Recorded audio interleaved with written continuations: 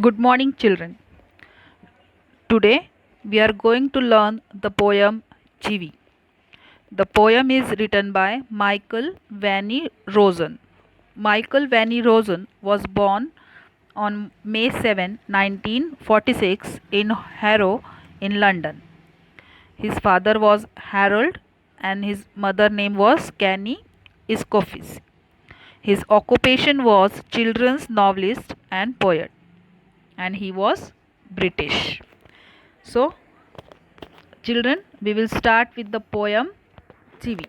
Before starting the poem, we will see the meaning of Chivi. The word Chivi means giving pressure to someone to do the work in an annoying way. Objective of this poem is to develop the interest of the students for the poem, to enable the students to understand the poem, and to enrich the vocabulary of the students and to appreciate poetry. So, we will start with the poem. Before starting the explanation, I will tell you the short summary. The poem Chivi is a catalogue of various do's and don'ts that the grown ups dictate to young children. The adults constantly give a list of instructions to the children about how to sit, how to talk, how to eat, and so on. The poem, however, indicates a passage of time when the young child has grown up and is incapable of taking a decision on his own. The same adults then child the grown up child for not being able to think independently.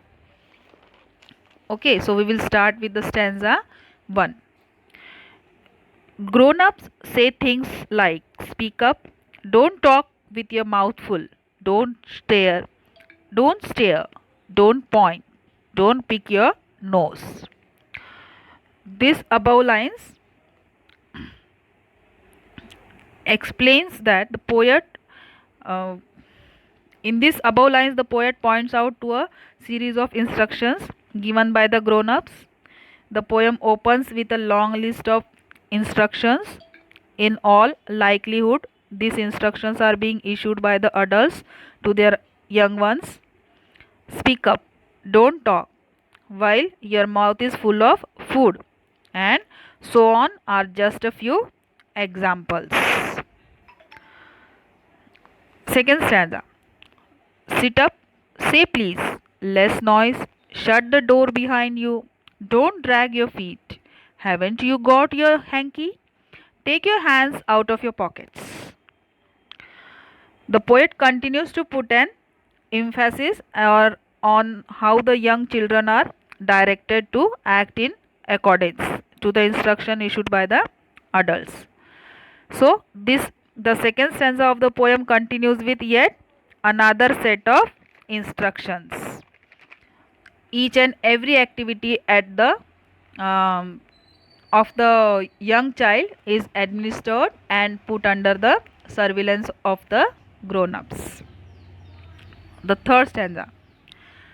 Pull your socks up, stand up straight, say thank you, don't interrupt. No one thinks you are funny. Take your elbows off the table. Can't you make your own mind up about anything? In this, the poet showcases how the child is still being rep- reprimanded by the adult, though the child has grown up. The final couplet of the poem shows that perhaps the young child has grown up, however, the adults around him continue to reprimand him. But this time of a different reason. The child is unable to decide anything for himself. He is not certain about anything. It's quite ironical as the entire childhood of this was spent blindly.